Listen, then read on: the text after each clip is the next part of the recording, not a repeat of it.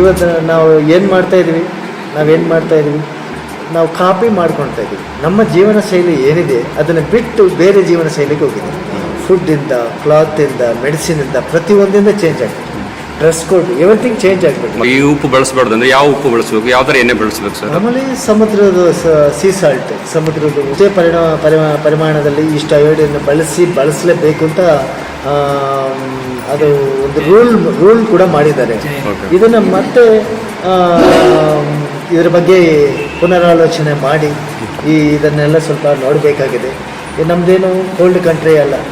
ಈ ಒಂದು ನೇಚರ್ಗೆ, ಈ ನಮ್ಮ ಒಂದು ಕ್ಲೈಮೇಟಲ್ಲಿ, ಈ ಕ್ಲೈಮೇಟ್ಗೆ ನಮಗೆ ಥೈರಾಯ್ಡ್ ಅನ್ನೋದು ಬರೋದಿಲ್ಲ. ಬಟ್ ಥೈರಾಯ್ಡ್ ಅನ್ನೋದು ಜಾಸ್ತಿ ಆಗ್ತಾಯಿದೆ. ಹೈಪೋಥೈರಾಯ್ಡಿಸಮ್ ಜಾಸ್ತಿ ಕೋಲ್ಡ್ ಕಂಟ್ರೀಸಲ್ಲಿ ಬರುತ್ತೆ. ನಮ್ಮ ಅದು ಏನು ಕೋಲ್ಡ್ ಕಂಟ್ರಿ ಅಲ್ಲ. ಇದಕ್ಕೆ ನಮಗೆ ಅಯೋಡಿನ್ ಕೂಡ ಕಂಪಲ್ಸರಿ ಬಳಸಬೇಕು ಅಂತ. ಅಯೋಡಿನ್ ಜಾಸ್ತಿ ಆಗಿ ಹೈಪೋಥೈರಾಯ್ಡಿಸಮ್ ಕೂಡ ಜಾಸ್ತಿ ಆಗ್ತಾಯಿದೆ.